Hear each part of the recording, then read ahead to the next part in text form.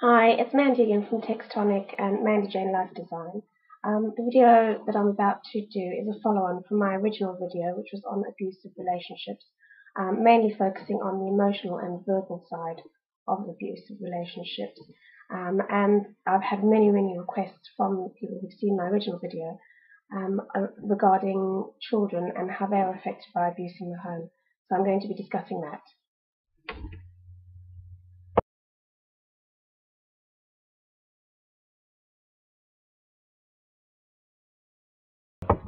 Right, so this video is on emotional and verbal abuse, that it's the way that it filters down to children that are witnesses to these kinds of relationships. So it's more indirect abuse, and in other words, what I'm talking about is where the parents are involved in a dysfunctional type of relationship where there is typical signs of abuse going on, emotional and verbal abuse, which I referred to in my first video, and how this affects children and what you can do to help stop this happening.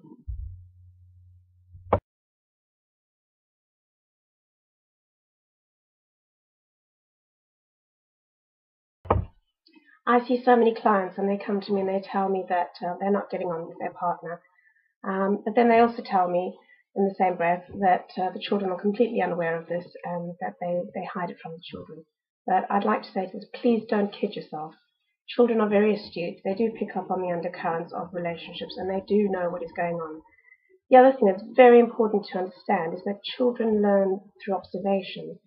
And they see you as role models. So if they're growing up in a house where there's no love, there's no affection, there's no goodwill being shown, that's what they're going to pick up as being normal, and they are going to try and copy that kind of behavior. They're going to think that is normal, that people shout and call each other names, or that people do nasty things or ignore each other. Whatever dynamics are going on in your house, it's very important to understand that the children are picking up on this and they're forming ideas about how the world is, how relationships work, and they're watching how the two of you interact. So it's very important to understand that you are teaching them what is normal and what isn't normal.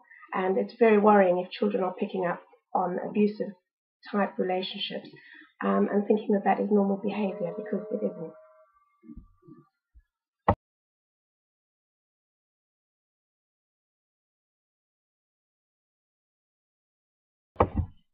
So let's talk about that again. What children see and learn through observing your relationship with your partner, they will take that on board and they will take that through with them for the rest of their lives, and they will adapt their own relationships to fit that certain pattern. It's very important that you understand this because, as I say, children are like a blank slate when they're born and they are learning as they go through life. And one of the main areas that young children learn is at home. And if the home environment is unstable and unfriendly, they're going to be used to this kind of chaos and unfriendliness, and it's something that they might even search for the rest of their lives, to try and fill the gap or to try and almost recreate that situation so that they can then somehow try and fix the situation and have closure. So it's very important to understand that this can have long-term effects on your children and affect them in their own relationships when they grow up for the rest of their life.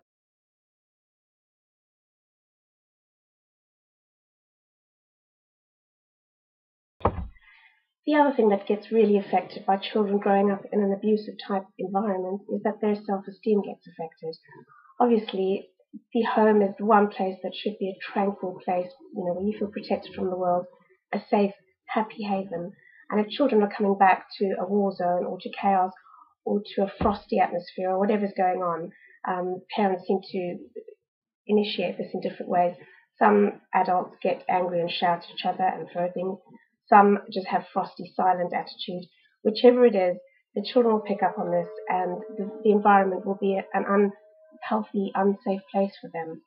Children need stability, they need consistency, and they need to feel love and affection. And if they're not getting this, it is going to affect their esteem. On some levels, they may even feel that they are to blame somehow for the problems at home.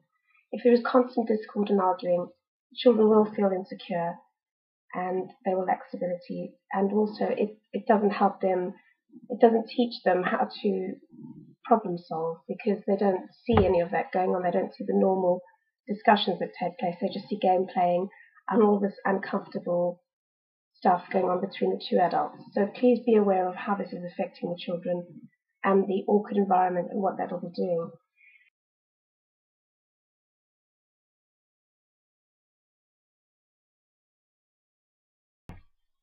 Children's emotional development can also be severely affected.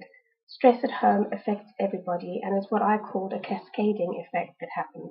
Basically, the stress that the parents are feeling and experiencing filters down through to the children. If the parents are unhappy, they might be more snappy or quick-tempered, and this will affect the children. They may then insult the children or be unfair or unreasonable because of the own stress that they're feeling. So I call this a cascading effect because it filters down to the children, and there is a lack of happiness and a lack of easygoing attitudes and natures in the house, and this can cause a lot of trouble for the children. Again, this projected stress from the parents onto the children can affect their self-esteem, teaching them that the world is an unsafe, unhappy place, and it can affect them for the rest of their lives. Again, two homes that are happy are better than one that is unhappy.